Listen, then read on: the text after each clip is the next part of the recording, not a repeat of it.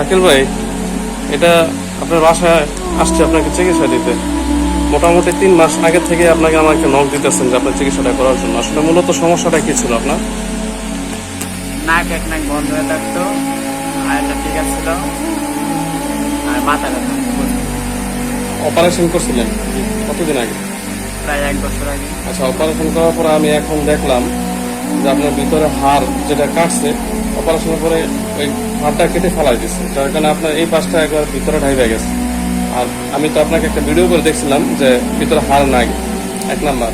আর এই পাশে যেটা, এটা জোড়া লেগে গেছে কিন্তু, হ্যাঁ, পুরো বন্ধ ছিল। আর এই পাশে একটা জোড়া লাগছে, কিন্তু এটা মোটামুটি আল্লাহর মধ্যে এটা কেটে দিছি, সার্জারি করে কেটে দিছি, এটা ছুটে গেছে। আর এই পাশটাতে মেডিসিন দিয়ে মোটামুটি একটু ছিদ্র করে দিছি, আর ভিতরে একটা প্যাক দিয়ে দিছি। প্যাকটার কারণে এখন নিঃশ্বাস নিতে পারতো, কিন্তু দেখা যায় ছিদ্রটা। তো এখন কি অবস্থা? আপনি মানে অনেকটা ভয় পাইছিলেন তো মনে হয়?